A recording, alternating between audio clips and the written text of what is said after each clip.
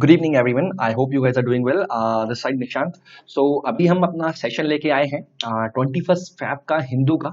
ठीक है, ये सेशन हमारा 21 फैब 2021 का है हिंदू का, जो कि संडे का है। ठीक है, तो संडे को सर देखिए बेसिकली न्यूज तो हमारे पास कम रहती है, तो जितनी भी न्यूज है, जितना हमने देखा है, जितनी भी न्यूज़ है, तो उसके बारे में एक बार हम पूरा एनालिसिस कर लेते हैं। ठीक है, तो लेट्स स्टार्ट सर। जल्दी करेंगे क्योंकि संडे है सर, आज पढ़ने का मन वैसे ही लोगों का नहीं करता है, तो जल्दी से शुरू करते हैं और न्यूज अपनी खत्म करते हैं। ठीक है, तो देखिए सर पहली न्यूज क्या है, ये पहली न्यूज पे पहले ध्यान दीजिए। ये easy path for business model, ये क्या है ना, ये बेसिकली डेवलपमेंट क्या हुआ है, ये आपका क्या है कि 6th गवर्निंग काउंसिल की मीटिंग थी। 6th गवर्निंग काउंसिल की मीटिंग थी नीति आयोग की, जो कि हेड की थी किसने, प्रधानमंत्री साहब ने, via video conferencing. 6th meeting थी गवर्निंग काउंसिल की, नीति आयोग की। ठीक है, जो कि हेड किसने की, प्रधानमंत्री ने की। उनमें सर कुछ की एजेंडास को जो है, की इश्यूज को जो है फ्रंट पे रखा है। पहला है making India a manufacturing power house. ठीक है, पहली बात की है sir making India a manufacturing power house. ठीक है, दूसरी बात की गई है सर यहाँ पर री इमेजिनिंग एग्रीकल्चर। बिल्कुल साहब। तीसरा कहा है इंप्रूविंग फिजिकल इंफ्रास्ट्रक्चर या modern infrastructure, accelerating human resource development, human को हमें रिसोर्स बनाना है। ठीक है, ग्रास रूट लेवल की बात की है कि हमें जो हम सर्विसेज जो स्कीम्स लागू करते हैं वो ग्रास रूट तक पहुंचनी चाहिए। एंड छठा हमने बात की है हेल्थ एंड न्यूट्रिशन की। ठीक है, ये हो गए इसके 6 एजेंडास। मैं फिर कह रहा हूं, ये मीटिंग आपके लिए बहुत ही इंपॉर्टेंट हो जाती है। ये मीटिंग आपके लिए बहुत ही इंपॉर्टेंट हो जाती है। तो अगर आपको इस मीटिंग में, देखिए आप ये पूरी न्यूज पढ़ लीजिए सर, अलग अलग टुकड़ों में न्यूज मिलेगी, लेकिन इस खबर को जानने के लिए जो मोदी जी ने 25 से 30 मिनट की जो लाइव स्पीच दी थी वाया वीडियो कॉन्फ्रेंसिंग, उसके बारे में आपको पता होना चाहिए या आपने वो देखी होनी चाहिए। मैंने वो पर्सनली देखी थी। ठीक है, तो उसके ऊपर मैं ऑलरेडी इससे पहले एक स्पेशल सेशन लेके आ चुका हूं, जो कि आपका है 6th meeting of governing council of NITI Aayog. ठीक है, तो वो सेशन आप देखिएगा, अप्रोक्सीमेटली 28 से 29 मिनट का है, और उसमें 100% न्यूज जो है मैंने कवर कर रखी है। So there is no point to discuss it now, क्योंकि इससे पहले ही एक सेशन लिया है मैंने, स्पेशल सेशन, उसमें मैंने इसको ऑलरेडी पूरा डिस्कस कर लिया है। मैं आपको अर्ज करूंगा प्लीज वो सेशन देखिएगा। यूपीएससी पॉइंट ऑफ व्यू के लिए आपकी कंट्री कैसे शेप हो रही है, बजट के बाद माहौल कैसा है, जो हमारा ब्यूरोक्रेट है या थिंक टैंक है वो क्या सोचता है, कंट्री को कैसे हमने आगे बढ़ाना है, इसके बारे में आपको एक आइडिया होना चाहिए, एक बेटर अंडरस्टैंडिंग आपको कंट्री के ऊपर जो है वो मिल जाएगी। ठीक है, तो वो आप देख लीजिएगा। ठीक है, फिर हमारी न्यूज है, फ्रंट पेज पे एक न्यूज है। ठीक है, वो न्यूज क्या है, वो न्यूज हमारी ये है, एक मिनट दीजिएगा। देखिए आप जानते हैं सर, ये मैं बहुत बार डिस्कस कर चुका हूं, और जो लोग नए जुड़े हैं उनके लिए दोबारा बताऊंगा सर। ठीक है, कि इंडिया और चाइना के बीच में ना क्या हुआ था, इंडिया और चाइना के बीच में क्या हुआ था, इंडिया और चाइना के बीच में 9th राउंड ऑफ टॉक्स हुई थी। इंडिया एंड चाइना के बीच में 9th राउंड ऑफ टॉक्स हुई थी कॉप्स कमांडर की। तो 9th राउंड ऑफ टॉक्स में क्या हुआ, एक डिसएंगेजमेंट प्लान हुआ। ठीक है, एक एक 9th जो राउंड ऑफ टॉक्स हुई थी, जो 9th टॉक्स हुई थी कॉप्स कमांडर की।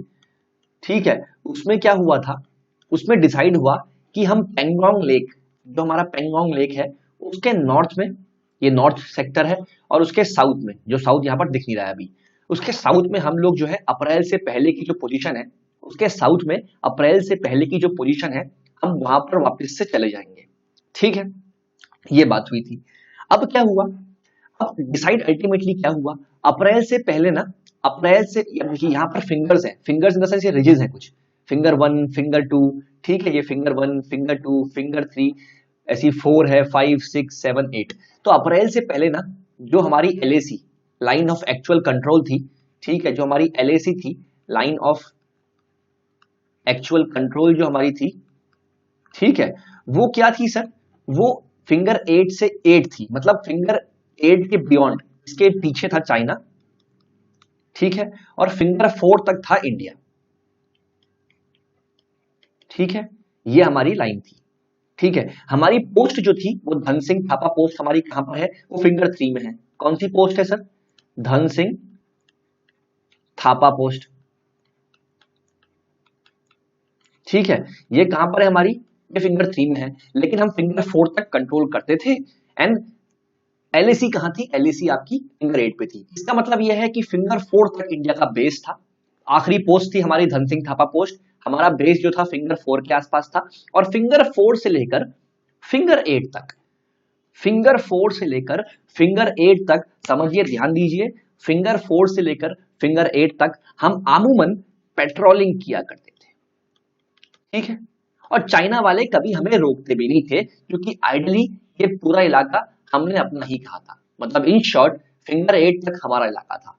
भले हमारा बेस जो है फिंगर 4 तक ही था, लेकिन फिंगर 8 तक हम अमूमन पेट्रोलिंग करते हुए जाते रहते थे। अब अप्रैल के बाद क्या हुआ? धीरे धीरे चाइना हमारी नजर से बचते हुए, या कह सकते हैं हमारी इंटेलिजेंस की नाकामी से, जो नाकामी रही, चाइना जो है अंदर आ गया। और चाइना ने क्या किया? चाइना ने फिंगर 4, 5, 6 और 7 के आसपास अपना ह्यूज डेवलपमेंट इंफ्रा बिछा दिया और कहा कि भाई साहब एलएसी अब चेंज हो चुकी है, एलएसी है फिंगर 4। मतलब चाइना ने इंडिया से कहा कि हम ये फिंगर 4 तक जो है हमारी बाउंड्री है, आपकी बाउंड्री सिर्फ फिंगर 3 तक सीमित है। तो क्या हो गया? Approximately 8 kilometre, approximately 1 kilometre China अंदर क्या कर दिया? इंक्लूड कर गया। 8 किलोमीटर अंदर चाइना क्या कर गया? इंक्लूड कर गया। और इस चीज को हम कहते हैं सलामी स्लाइसिंग, मतलब दुश्मन की नजर से बच के धीरे धीरे दुश्मन की बाउंड्री को लेना, ठीक है। तो चाइना क्या किया? चाइना हमारी बाउंड्री के 8 किलोमीटर अंदर आ गया फिंगर 4 तक। लेकिन फिर जो हमारी 9th ऑप्स कमांडर की मीटिंग हुई, इसमें क्या डिसाइड हुआ कि अप्रैल से पहले क्या पोजीशन थी? मैंने बताया आपको कि चाइना यहां पर था, इंडिया फिंगर 4 पे था, और फिंगर 8 तक इंडिया पेट्रोलिंग किया करता था। ये पूरी पोजीशन जो है वो रिस्टोर कर गई है। चाइना ने अपने इंफ्रास्ट्रक्चर यहां डिस्ट्रॉय किया है, अपने टैंक्स को यहां से पीछे ले गया है, और दोबारा से चाइना कहां पर आ गया है? फिंगर 8 के बियॉन्ड आ गया है। लेकिन चेंजेस कहां आया है? चेंजेस आए हैं इंडियन साइड में। इंडिया से यह कहा गया है कि आप जाएंगे अपनी पोस्ट पे, भले ही पहले इंडिया का बेस था फिंगर 4 पे, लेकिन इंडिया से कहा गया है कि आप धन सिंह थापा पोस्ट में जाएंगे, जो कि फिंगर 3 में है। और फिंगर 4 से लेकर फिंगर 8 तक का जो है ये बफर जोन है, या ये है आपका नो मैन जोन।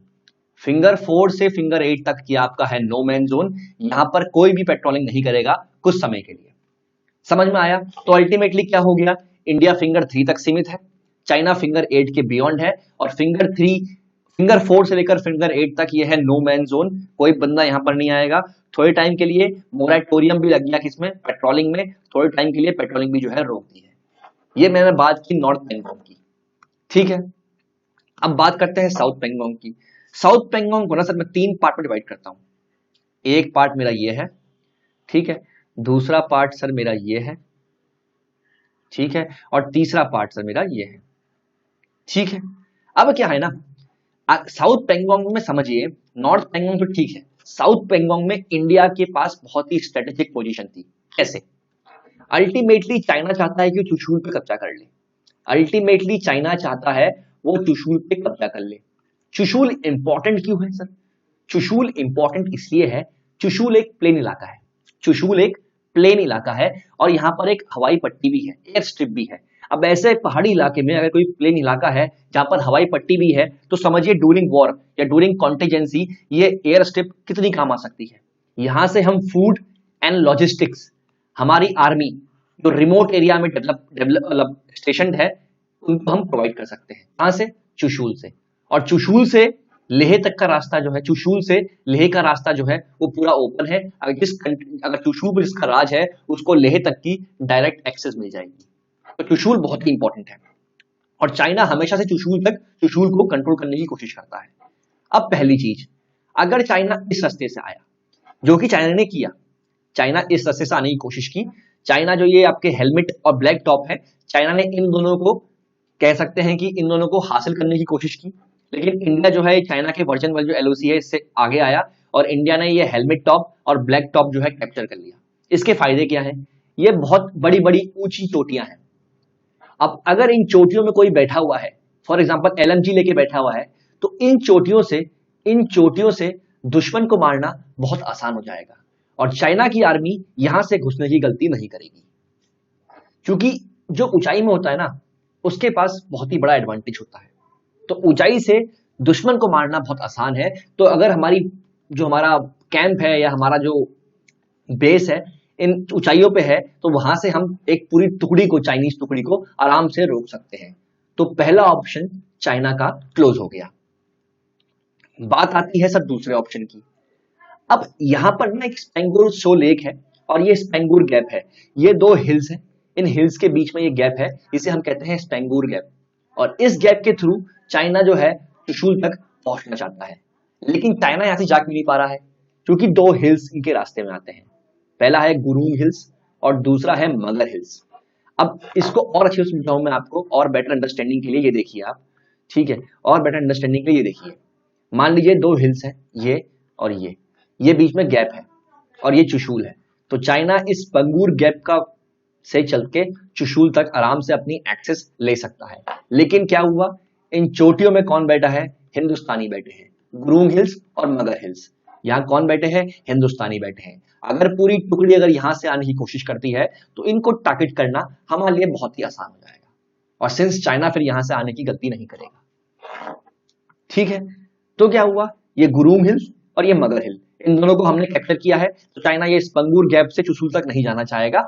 तो क्या हो गया, दूसरा इलाका भी चाइना के लिए बंद हो गया, second option close. Third option, China जो है क्या करेगा, यहां से रेकिनला रिजांगला से होते हुए चुशूल तक पहुंच सकता है, लेकिन यहां पर वो इसलिए नहीं जाएगा कि यहां पर जो है हिंदुस्तान का कब्जा है। तो तीनों रास्ते जो है चाइना के लिए बंद हो गए हैं। अब डिसाइड क्या हुआ है कि इंडिया इन जो स्ट्रेटेजिक पोजीशंस है इनको छोड़ के पीछे जाएगा, जो कि अप्रैल से पहले की पोजीशन थी। तो दोनों जगह पे डेवलपमेंट हो चुका है। तो दोनों जगह पे अप्रैल से पहले की पोजीशन जो है, स्टेटस क्यू जो है रिस्टोर हो चुका है, चाहे वो नॉर्थ पेंगोंग में हो चाहे वो साउथ पेंगोंग में हो, ठीक है। और अब क्या हुआ है, 9th जो टॉक की उसके बाद जो है 10th राउंड ऑफ टॉक्स हुई है, ठीक है। अभी डिसीजन नहीं आया है, लेकिन 10th राउंड ऑफ टॉक्स हो चुकी है, जिसमें की जो और इलाके हैं, गनवाल वैली हो गया, ठीक है, हॉट स्प्रिंग हो गया, उन वहां पर डिसएंगेजमेंट की बात वो करेंगे। अभी पूरी रिपोर्ट सामने नहीं आई है, ठीक है, लेकिन जैसी आती है विल टेल यू, क्योंकि कल के पेपर में आ जाएगी। तो 10th राउंड ऑफ टॉक्स में क्या डिसाइड हुआ है वो हम आपको कल बता देंगे। अभी तक क्या क्या हुआ है वो आपको समझ में आया है, ठीक है। तो आई गेस ये न्यूज भी मेरी पूरी कवर हो चुकी है, right from the base to the advanced, ठीक है। अब सेंटर में rethink orders on international seminars, ठीक है।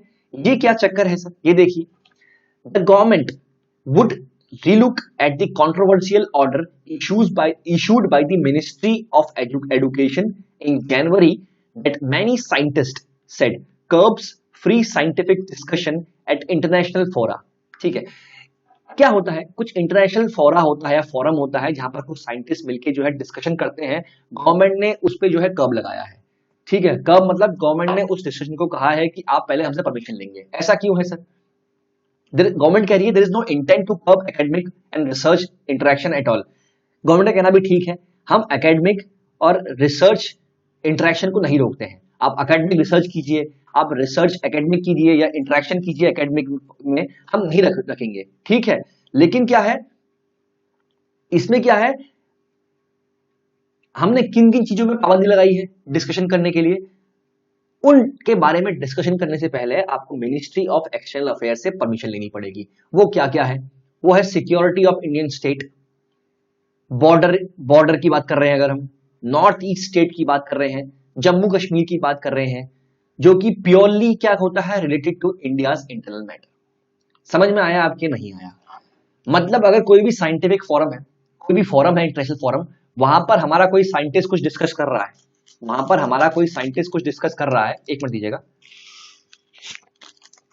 अगर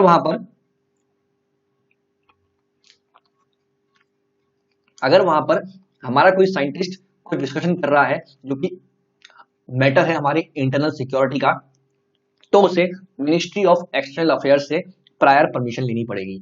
उसके अलावा अगर आप एकेडमिक्स या रिसर्च में इंटरेक्शन करना चाहते हैं तो कोई कर्व नहीं लगाया है यहाँ पे, ठीक है, ये कहा गया है इसमें, ठीक है। बाकी ये इसमें कहा गया है। चलिए, आई गेस ये थोड़ा समझ में आया होगा न्यूज क्या है, इसका जो बेसिक अभी पीछे पढ़ लेंगे हम, ठीक है। जो पेट्रोल प्राइसेस है वो ऑल टाइम हाई है, ये आप भी जानते हैं, पेट्रोल प्राइसेस जो है ऑल टाइम हाई है। और सीतारमण ने ये भी कहा है अगर मैं बात करूंगी कि प्राइसेस को रिड्यूस करना है तो कोई कन्विंस नहीं होगा, ठीक है, हमें मिलके इनको रिड्यूस करना पड़ेगा। और सर प्राइस कंट्रोल कैसे होते हैं मैंने आपको कल बताया था, प्राइस कंट्रोल कैसे होते हैं ये मैंने आपको कल बताया था। ये ऐसा नहीं है कि सिर्फ मैं ब्लेम करूं सेंटर को प्राइसेस के लिए, ये नहीं हो सकता। अगर मैं कहूं कि सेंटर ही जिम्मेदार है इन प्राइसेस को लेकर तो ये गलत है, ठीक है। सिंस जो फ्यूल प्राइसेस होते हैं ना, मैं देखिएगा, मैं दिखाता हूं आपको, ये देखिए, सिंस जो फ्यूल प्राइसेस होते हैं, ये देखिए आप, जो डीलर को चार्ज होता है कितना होता है, 37 रुपीज फ्यूल के लिए। फिर डीलर की कमीशन कितनी होती है, 3 रुपए, ठीक है। ये डेटा पुराना है, 18 का है, लेकिन आपको एक आइडिया मिल जाएगा। अब देखिए यहाँ पर कितना हो गया, मैं मानता हूँ लगभग कितना हो गया, लगभग हो गया ये 41 मान लेते हैं, ठीक है। 41 रुपीज का पेट्रोल जो है डीलर तक जो है कमीशन तक पहुंच गया है, डीलर का प्रॉफिट निकाल के, ठीक है। तो हमें मिलना चाहिए 41 में। लेकिन फिर क्या होता है, फिर आती है सेंट्रल एक्साइज ड्यूटी, मतलब सेंट्रल उसमें कितना पैसा लगाता है, उत्पादन शुल्क जिसे हम कहते हैं उत्पादन शुल्क, सेंट्रल एक्साइज ड्यूटी, जो कि उस टाइम पे कितनी थी, 19 रुपीज।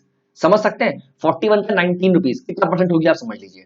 एंड देन उसके बाद हर एक डिफरेंट स्टेट का अपना अलग वैट होता है, वैल्यू एडेड टैक्स। स्टेट इसमें वैट इसलिए लगाता है क्योंकि स्टेट का जो एक आमदनी थी क्या, जीएसटी, वो सेंटर ने छीन ली। तो स्टेट क्या करता है, वैट बढ़ाता है या वैट कम करता है। वैट किन किन चीजों में लगता है, 2-3 चीजों के नाम मैं आपको बता दूंगा, बाकी आप सर्च कीजिएगा। अल्कोहल में वैट लगता है, डिफरेंट डिफरेंट वैट स्टेट में। साउथ में अल्कोहल बहुत महंगी है, बंगाल में अल्कोहल बहुत महंगी है, वेर लाइक दिल्ली में बहुत सस्ती है। तो डिफरेंट डिफरेंट वैट लगता है जो स्टेट के ऊपर डिपेंड करता है।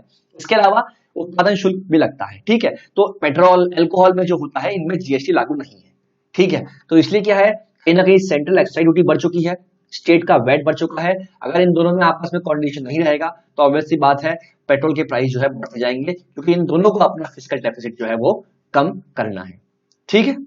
चलिए आगे बढ़ते हैं।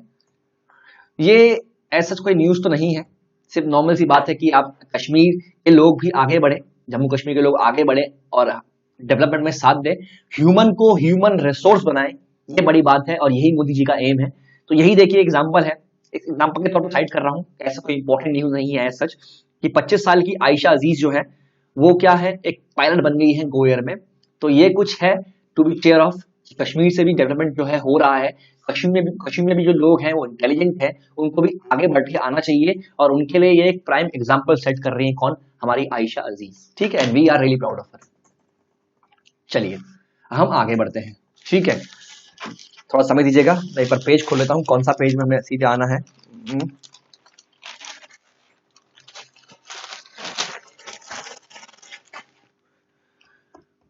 एक मिनट दीजिएगा।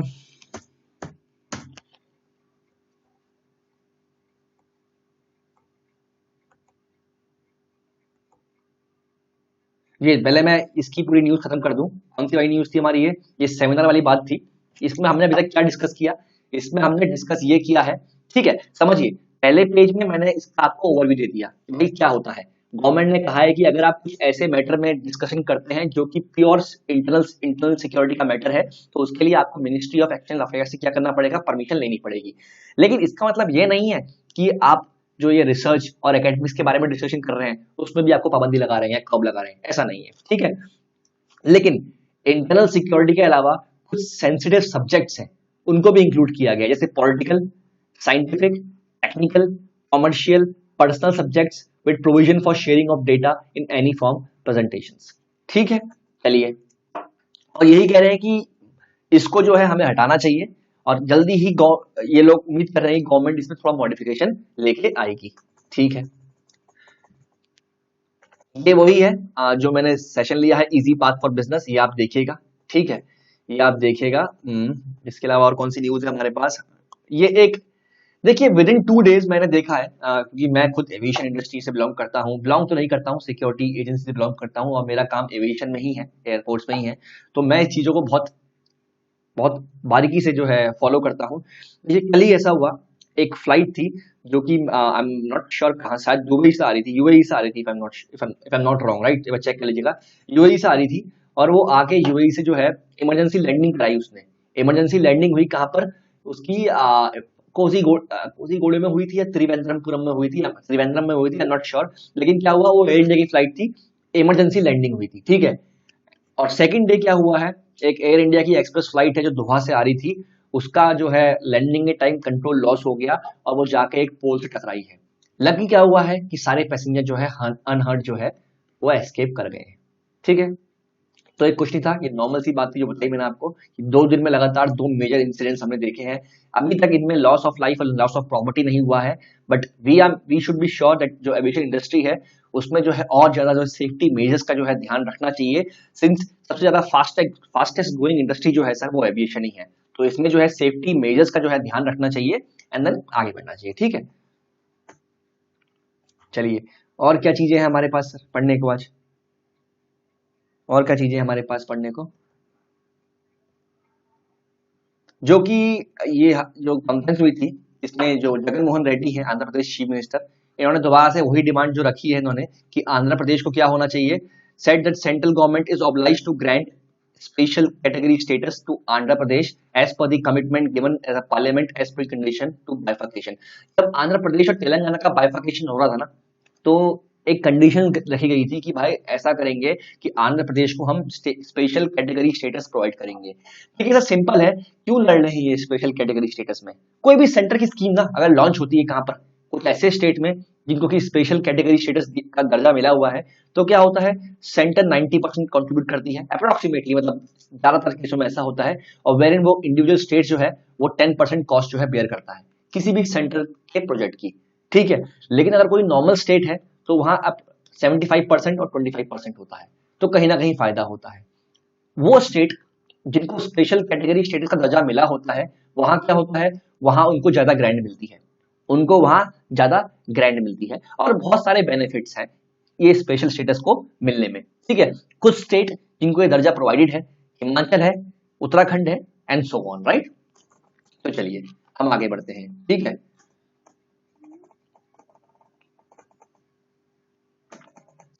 ये देखिए अब ये क्या आया है, ये डायरेक्टली एक वॉर ऑफ वर्ड्स जो है शुरू हो गया है Indian government versus this little, I not कहा लिटिल, तो ये जो ये काम है, they have reached to the extreme corners of the world, right? She is one of the inspiration that the youth should look for, right? क्योंकि इतनी छोटी एज में 22-year-old इन्वायरमेंटल एक्टिविस्ट जो स्वीडन से हैं, गेटा थुनबर्ग, इन्होंने इतना कुछ अचीव कर लिया है जो शायद हम लोग अपने 100 साल में नहीं कर पाते हैं। ठीक है, तो इन्होंने अभी क्या किया, फिलहाल मैटर क्या है, फिलहाल मैटर ये है कि ये अपना सपोर्ट एक्सटेंड कर रही है किसी दिशा को। इन्होंने एक बात कही है, freedom of speech and the right to peaceful protest and assembly are non negotiable human rights. ये कह रही है कि, और ये फंडामेंटल पार्ट होगा डेमोक्रेसी का, फ्रीडम ऑफ स्पीच बोलने का हक और पीसफुल प्रोटेस्ट करने का हक जो है ये हमारा ह्यूमन राइट्स है, नॉन नेगोशिएबल, इसे हमसे कोई नेगोशिएट नहीं कर सकता, और ये हमारा फंडामेंटल पार्ट है किसका, डेमोक्रेसी का। और इन्होंने एक हैशटैग शुरू किया है, स्टैंड विद दिशा रवि, तो इनको सपोर्ट मिल रहा है। और प्लस ये फ्राइडे फॉर फ्यूचर कैंपेन के बारे में पता होगा सर आपको, जब ये इन्वायरमेंटल इंपैक्ट असेसमेंट का एक ड्राफ्ट लॉन्च हुआ था पिछले साल, इन्वायरमेंटल, इसी कहानी ये है कि इन्वायरमेंटल इंपैक्ट असेसमेंट का एक ड्राफ्ट लॉन्च हुआ था पिछले साल, जिसमें कि जो प्रोजेक्ट है हमारे, जो कोई भी प्रोजेक्ट है उनको क्लियरेंस कैसे मिलना चाहिए इन्वायरमेंटल पॉइंट ऑफ व्यू से, उसके बारे में कुछ ड्राफ्ट में पॉइंट लिखे हुए थे। ठीक है, लेकिन इन लोगों को लगा कि ये जो ड्राफ्ट के पॉइंट्स हैं ये जो है कहीं ना कहीं इन्वायरमेंट को हार्म कर रहे हैं, इससे जो है इन्वायरमेंट का एक्सप्लॉइटेशन बढ़ जाएगा। तो इंडिया में कंपेन शुरू हुआ फ्राइडे फॉर फ्यूचर। ठीक है, इससे क्या हुआ, इस ऑर्गेनाइजेशन ने क्या किया, इन्होंने जो है इंडिया के केस में क्या हुआ, इन्होंने हमारे जो मंत्री साहब है डायरेक्ट उनकी ईमेल आईडी में बहुत सारे मेल भेजना शुरू कर दिया है, और तब से ही जो आपकी फ्राइडे फॉर फ्यूचर है ये ब्रांड ऑर्गेनाइजेशन है इंडिया में। ठीक है, इसके खिलाफ जो है मंत्री जी ने एफआईआर भी लॉन्च की थी। तो ये फ्राइडे फॉर फ्यूचर जो है वही इंडिया का वर्जन है, जिसको हेड कौन करती है, आपकी दिशा रवि हेड करती है। ठीक है, तो अभी जो टूल किट केस चल रहा है, टूल किट पे भी एक स्पेशल सेशन मैंने लिया है, जरूर देखिएगा। तो टूल किट केस है उसमें क्या है कि ये पूरा खुल के समर्थन कर रही है किसका, दिशा रवि का। और फिलहाल जो है दिशा रवि को पुलिस ने रिमांड में जो है उसकी कस्टडी जो है 2 से 3 दिन के लिए, आई एम नॉट श्योर क्या 2 से 3 दिन के लिए जो है बढ़ा दी है। ठीक है, चलिए ये एक अच्छी खबर कह सकते हैं या बुरी खबर, मैं आई डोंट नो, बट जजेस जो है ये रेडी है किसके लिए, फिजिकल हियरिंग के लिए। ठीक है, इंपॉर्टेंट न्यूज मेरे लिए ये नहीं है, इंपॉर्टेंट मेरे लिए ये है ना सर कि जब कोरोना शुरू हुआ अप्रैल के टाइम पे, तो क्या हुआ ना कि हमने वर्चुअल हियरिंग करना शुरू कर दिया, मतलब ऑनलाइन हियरिंग शुरू हो गई जूम कॉल के द्वारा। तो उसमें क्या हुआ ना कि बेसिकली केसेस बहुत सारे थे और केसेस को पेंडेंसी को हटाने के लिए कोर्ट ने जो है वर्चुअली काम करना शुरू किया। ठीक है, केसेस की पेंडेंसी को हटाने के लिए कोर्ट ने जो है वर्चुअली काम करना शुरू किया। लेकिन कोर्ट का कहना यह था कि वर्चुअल हियरिंग में बहुत सारी दिक्कतें आ रही थी। उन जज का नाम मुझे एग्जैक्टली याद भी नहीं है। एक केस था बीच में जिसमें एक जज ने कहा कि जो लॉयर हैं जब वो जूम कॉल में रहते हैं तो क्या होता है ना, या तो वो सीढ़ी चढ़ रहे होते हैं, वो सीढ़ी में भाग रहे होते हैं, कोई बाहर जॉगिंग कर रहे हैं और वो केस लड़ रहे हैं। तो ये सब नहीं होना चाहिए। आपको एक आइसोलेट प्लेस में जो है बैठना पड़ेगा। आपकी शक्ल दिखे ना दिखे लेकिन आपकी आवाज जो है वो साफ आनी चाहिए। तो ये कहा गया था किसमें, ये कहा गया था आपका उस जजमेंट में, या उसमें उन्होंने एक एडवाइस दी थी। तो कहीं ना कहीं जो फिजिकल हियरिंग जो वर्चुअल हियरिंग है उसमें कहीं ना कहीं दिक्कतें थी सर जूम कॉल में। ठीक है, कहीं पर ये आवाज नहीं आ रही है, कहीं पर नेटवर्क नहीं है और डिस्ट्रप्शन भी हो रहा है बहुत ज्यादा। तो अभी क्या है, when the situation is becoming normal, ये हम एक ऐसे दौर में आ गए हैं जहां पर हमारी लाइफ जो है एक न्यू नॉर्मल के तौर पे आगे बढ़ रही है। वहां पर कोर्ट कहता है कि अभी हम जो है फिजिकल हियरिंग के लिए तैयार हैं। तो अभी जो देखते हैं क्या होता है, अब ये हियरिंग शुरू होती है तो एटलीस्ट जो जजेस हैं they are ready for the physical hearing, right. और लॉयर्स ने भी जजेस से ये कह दिया है। ठीक है, अब ये क्या है सर आपका, ये एक नॉर्मल सी बात है। कोर्ट ने कहा है कि आपको 12th में जो है ना बायोलॉजी लेना पड़ेगा अगर आपको एमबीबीएस में एडमिशन चाहिए तो। ठीक है, याद रखिएगा, आपसे एक ऑनलाइन न्यूज है। ठीक है, ये एक है इंपॉर्टेंट न्यूज है। रेलवे, ठीक है, रेलवे में 12.54 लाख वर्कफोर्स है। रेलवे में 12 लाख कर्मचारी हैं, समझिए। रेलवे में अप्रोक्सीमेटली 12 लाख कर्मचारी काम करते हैं, 12.5 लाख मान लेते हैं। ठीक है, अब जो 12.5 लाख कर्मचारी है ना, उनसे रेलवे ने कहा है कि आप क्या करिए, आप रुपए कार्ड का प्रयोग करना शुरू करिए। समझ में आया क्या है, मैं समझता जाता हूं। Master card, visa card. ठीक है, देखिए हम ले लेते हैं एग्जांपल, एक मिनट दीजिएगा, मैं जरा कलर चेंज कर लूं पेन का।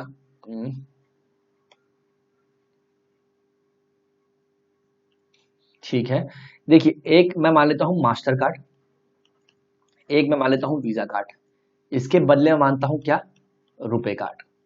ठीक है, मास्टर कार्ड वीजा कार्ड क्या है, ये एक फॉरेन कंपनीज है, ये फॉरेन कंपनीज है। ठीक है, और रुपए कार्ड क्या है, ये इंडियन कंपनी है। रुपए कार्ड क्या है, ये इंडियन कंपनी है। ठीक है, तो क्या है, जब फॉरेन कंपनी की मोनोपोली बढ़ रही थी ना, तो इंडिया ने अपना एक कार्ड लॉन्च किया जिसको इंडिया ने कहा रुपए कार्ड। इसकी जो फीस है 30% लेस है इससे। अब सिंस ये इंडिजीनियसली डेवलप है तो इसको आप फॉरेन में यूज नहीं कर सकते, इसको आप फॉरेन में यूज नहीं कर सकते, वेरेंट इसको आप फॉरेन में यूज कर सकते हैं।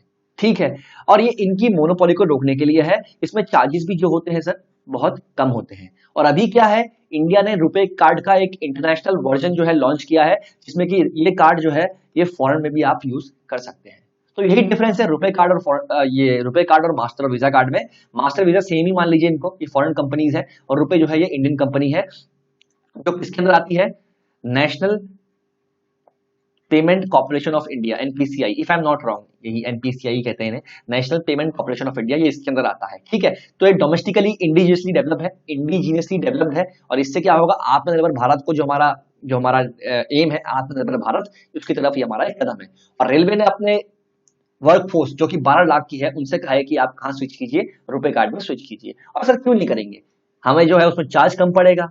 ठीक है, फॉरेन जो है हम में से बहुत कम लोग जाते हैं और जाएंगे भी, तो रुपए कार्ड का जो इंटरनेशनल वर्जन है वो आ ही गया है और चार्जेस कम है सर इसमें। ठीक है, और कहीं ना कहीं इससे क्या होगा, हमारे देश में एम्प्लॉयमेंट जनरेट होगा और प्लस क्या होगा, आत्मनिर्भर भारत की तरफ हम अग्रसर होंगे।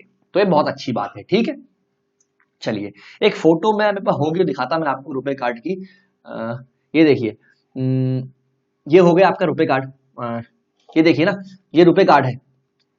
ठीक है, ये डेबिट है क्रेडिट है अलग बात है, ये रुपए कार्ड देखिए यहाँ लिखा हुआ है। और ये क्या है, ये आपका वीजा कार्ड है। ठीक है, ये देखिए यहाँ देख लेते हैं, ये रुपए कार्ड है, ये वीजा कार्ड है। और कोई न्यू हमारे पास कोई और इमेज है, ये देखिए ये मास्टर कार्ड लिखा हुआ है यहाँ पर, और ये रुपए कार्ड है। ये नहीं, ये मास्टर कार्ड ही है ये भी सर।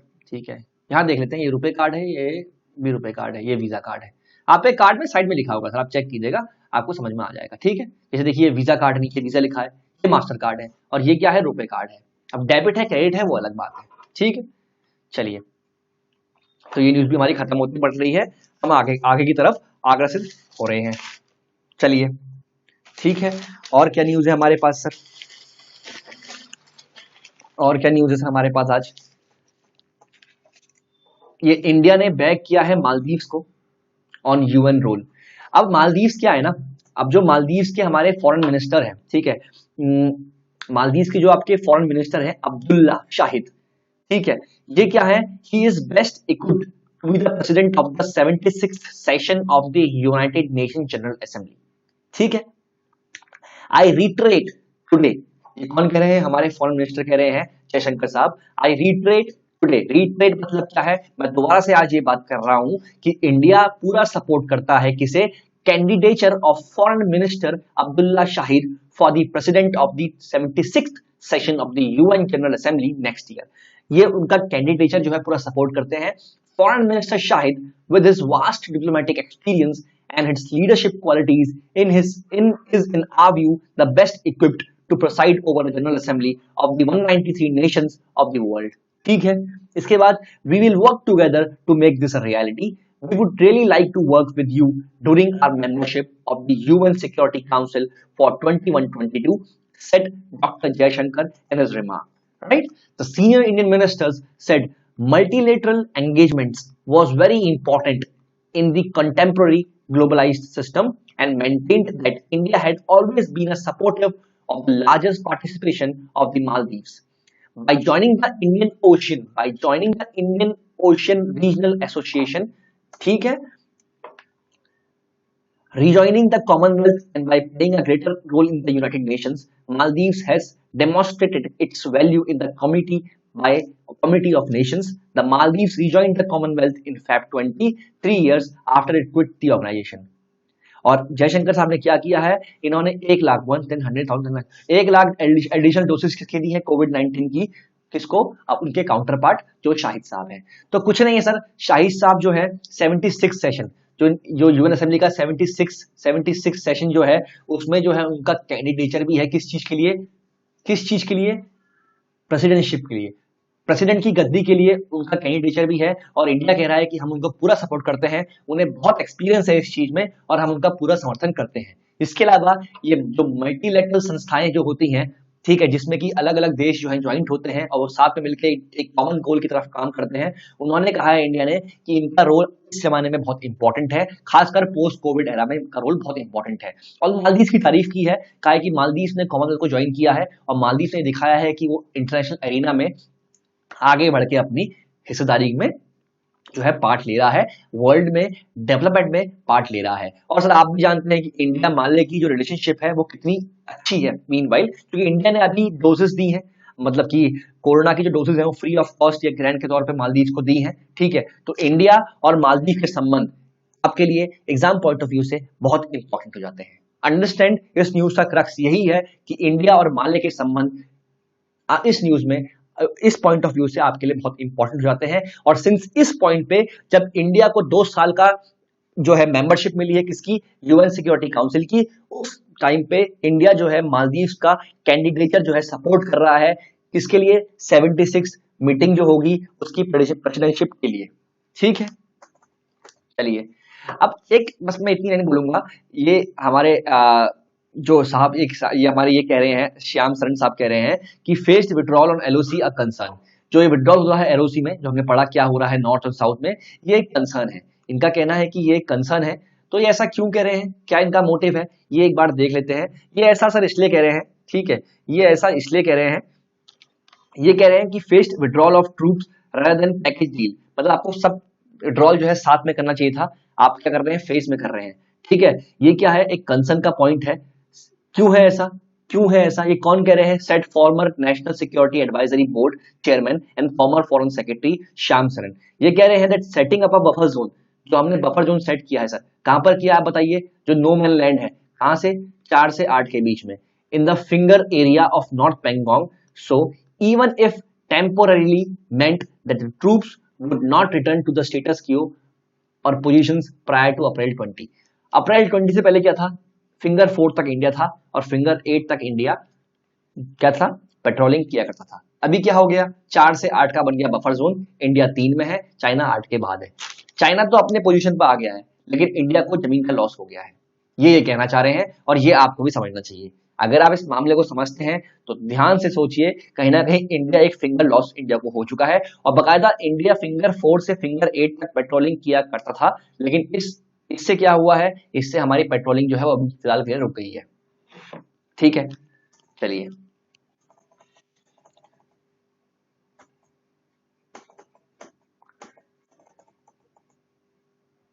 एक ये हमारी न्यूज है। ठीक है, ये मोदी और मॉरिसन जी, जो बोरिस मॉरिसन है, कौन है ये, ऑस्ट्रेलिया के जो है प्राइम मिनिस्टर है, इनके बीच में क्या डिस्कशन हुआ है देख लेते हैं एक बार। ठीक है, ये लगभग हमारी आखिरी न्यूज ही है। ठीक है, इसके कोई अच्छी न्यूज तो हमारे पास है नहीं, तो ये इसको आखिरी न्यूज ही मानते हैं अभी हम। तो ये क्या है, टाइम कितना हो गया ये भी देख लेते हैं सर।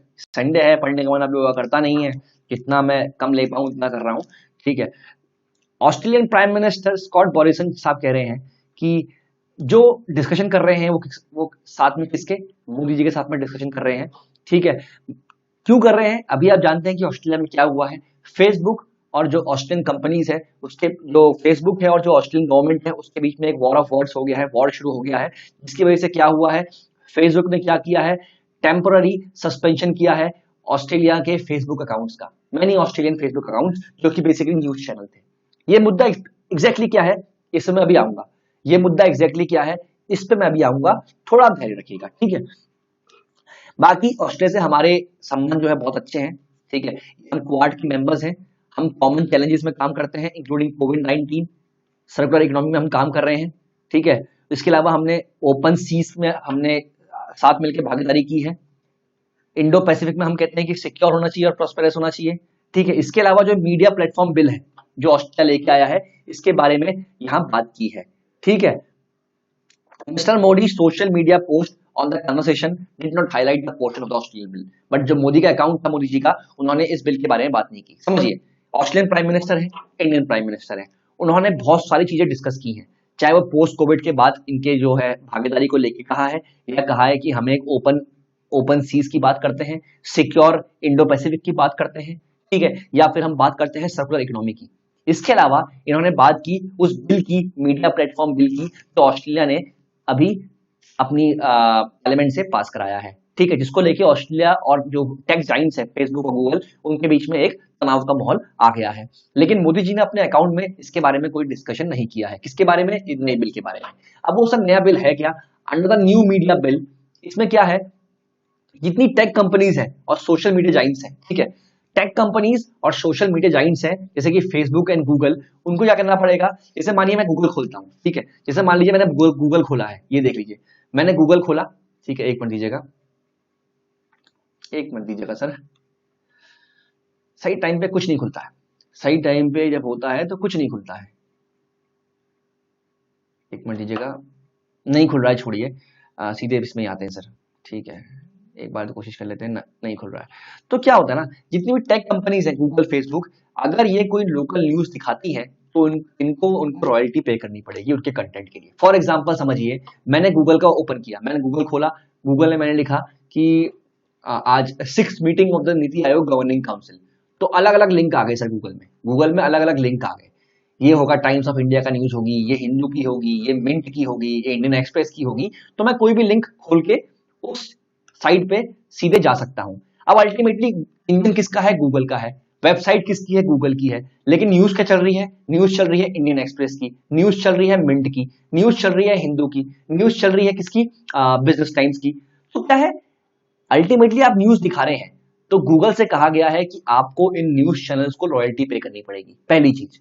अब फेसबुक में क्या होता है ना, बहुत सारे लोग क्या करते हैं, न्यूज के लिंक शेयर करते हैं, और उस लिंक में अगर आप क्लिक मारेंगे तो आप डायरेक्ट उस न्यूज चैनल की वेबसाइट में आ जाएंगे। तो अल्टीमेटली किसके थ्रू हो रहा है, फेसबुक के थ्रू हो रहा है। तो क्या कह रहे हैं कि इसको भी जो है फेसबुक को रॉयल्टी पे करनी पड़ेगी। ठीक है, तो ये कहा गया है। और उससे क्या हुआ है कि ऑस्ट्रेलिया में फेसबुक ने जो अकाउंट्स थे, जितने भी मीडिया आउटलेट्स के अकाउंट थे, सारे के सारे बैन कर दिए थे। ठीक है, और अभी क्या है, ये दोनों जो है अभी टेबल पे आ चुके हैं, डिस्कशन कर रहे हैं इस बारे में, एंड वी होप एक अच्छा एंड प्रॉपर सोल्यूशन जो है इन्हें मिल पाएगा। ठीक है, ये बिल क्या है, ऑस्ट्रेलिया फेसबुक गूगल कंट्रोवर्सी, इसके ऊपर मैं कल एक स्पेशल सेशन लेके आऊंगा। जो मुझे जानते हैं बने रहिएगा, कल इसके ऊपर एक स्पेशल सेशन मैं लेके आने वाला हूं। ठीक है, म्यांमार में क्या हो रहा है, सब बच्चा बच्चा जानता है ये बात तो, ठीक है। म्यांमार में क्या हो रहा है इस बात को बच्चा बच्चा जानता है। म्यांमार में कूप हो गया है, मिलिट्री ने क्या किया है, मिलिट्री ने जो है पावर को अपने हाथ में ले लिया है। सू की जो पार्टी है और जो सू की जो है उनको हाउस अरेस्ट में रखा गया है। डेमोक्रेसी पूरी क्रिपल कर गई है, ठीक है। डिक्टेटरशिप के तौर पे वहां आ चुकी है और जो है रोज जो है वहां पर दंगे हो रहे हैं, पुलिस लोग जो है प्रोटेस्ट कर रहे हैं कि डेमोक्रेसी को दोबारा लाया जाए। और इसमें अभी क्या हुआ है, 2 लोग पुलिस फायरिंग में मारे गए हैं। कल भी 1 लोग मारा था, आज 2 लोग मरे हैं। और वेस्टर्न कंट्री जो है इसको बहुत कंडेम कर रही हैं और बोल रही है कि हम चाहते हैं कि पूरे इलाके में डेमोक्रेसी जो है प्रिवेल करे, चाहे वो बात करें यूएस की, चाहे बात करें यूरोप की, चाहे बात करें इंडिया की, ठीक है। एंड लेट्स होप कि आगे क्या होता है ये हम देखेंगे, ठीक है। इसके अलावा एक चाइना का लॉ था जिसके बारे में एक बार मैं बात कर लूं। चाइना ने एक कोस्ट गार्ड का लॉ लॉ निकाला है। वो लॉ सुन के तो मुझे लगता है कि आपको हंसी, ये देखिए एफबी ऑस्ट्रेलिया टेंटेटिवली फ्रेंडली, क्या लिखा है ये, मैं सही से पढ़ लेता हूँ एक बार, रुकिएगा।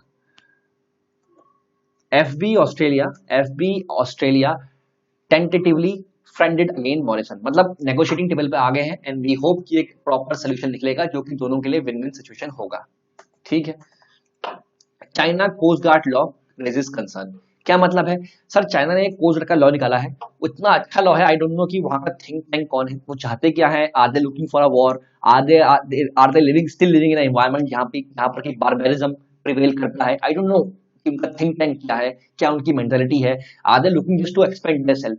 अगर एक दूसरे को मारने से या एक दूसरे को नुकसान करने से आगे बढ़ना है ना सर, तो दुनिया में कोई नहीं बचेगा, ठीक है। I don't know why they don't understand this, ठीक है।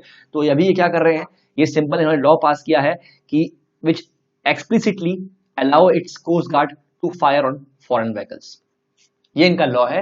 Well done China, well done. I am really obliged कि आपका जो थिंक टैंक है वो क्या सोचता है, really I am really obliged कि कितना दिमाग है आपके लोगों में, ठीक है। तो देखिए क्या लिखा है, which explicitly allows its coast guard to fire on foreign vessels, ठीक है। बाकी हाँ अलग अलग प्रोविजन है इसके, वो पढ़ना पड़ेगा आपको, लेकिन नॉट एट ऑल आपके लिए इंपॉर्टेंट नहीं है कि चाइना का लॉ है सर, हमारे देश का कोई लॉ नहीं है। बाकी पता होना चाहिए क्या क्या अभी हो रहा है। और यूएस ने, फिलीपींस ने, वियतनाम ने, इंडोनेशिया ने, जापान ने, अदर कंट्रीज ने इस पे कंसर्न उठाया है, सिंस इससे क्या हो सकता है, इससे जो पैसिफिक ओशन है, जो इंडो पैसिफिक इलाका है, वहां पर टेंशन और बढ़ सकते हैं, ठीक है। तो चलिए सर अभी के लिए इतना ही, ठीक है। संडे था, अमूमन कोई संडे को न्यूज एनालिसिस जो है करते नहीं है, लेकिन मैं चाहता हूं कि आपकी कंटिन्यूटी जो है वो बनी रहे, तो ये सेशन आपके लिए था। बाकी साइंस टेक जो है मैं पूरे वीक में जितना भी होता है वो आपके लिए ले आऊंगा, ठीक है। इसके अलावा आज हमने एक न्यूज छोड़ी है, वो न्यूज हमने कौन सी छोड़ी है, वो न्यूज छोड़ी है हमने फेसबुक की, जिसमें जो है क्या है, एक मिनट दीजिएगा, जिसमें क्या है, फेसबुक ऑस्ट्रेलिया वाली डील जो है उसके बारे में हमने बात करनी है। किसके बारे में, फेसबुक एंड ऑस्ट्रेलिया। तो इसके ऊपर कल एक स्पेशल सेशन लेके आऊंगा, बड़ा ही मजेदार होगा और आपको मजा आएगा, ठीक है। बाकी आज की अगर मैं कहूँ मोस्ट इंपॉर्टेंट न्यूज जो थी वो थी 6th general council meeting of NITI Aayog, जो कि मैंने स्पेशल सेशन लिया है, वो आप जाके देख सकते हैं, ठीक है। चलिए अभी के लिए मुझे आज्ञा दीजिए सर, कल फिर मिलते हैं अपनी बहुत सारी खबरों के साथ, ठीक है।